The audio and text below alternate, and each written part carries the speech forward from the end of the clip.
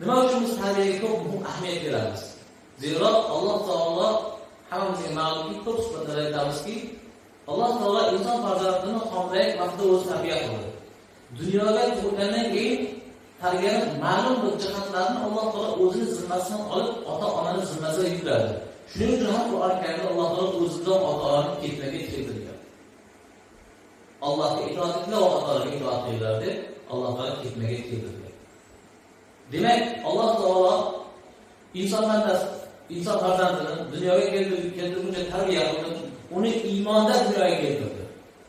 O'zining zimmasidagi masalalarni mas'uliyatni to'liqcha bajardi. Endi ota-ona ham o'sha farzandni aynan Alloh taolo tarbiyaga ko'rishib, tarbiyaga davom ettirib ketishi, aynan Alloh sunnatini davom ettirish bilan.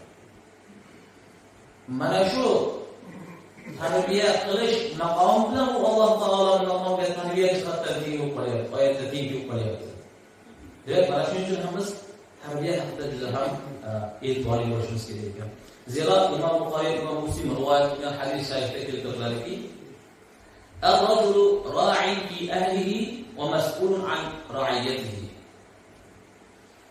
Kishi o'zini ahlida o'zini ahlini boshqaruvchisi.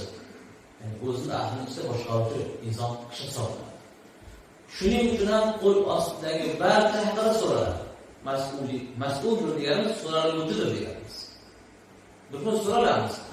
Ahli oilamizni nima qilayotgan ish haqida so'ralamiz.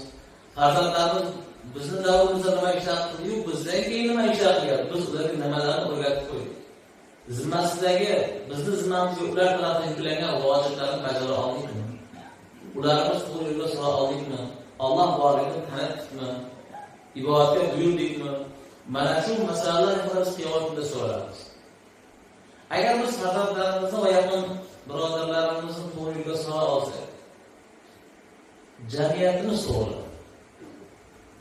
Zero oila, jamiyat ichidagi kichik jamiyat. Xalqimizda dono haqida maqol borki, oila vatan ichida vatan.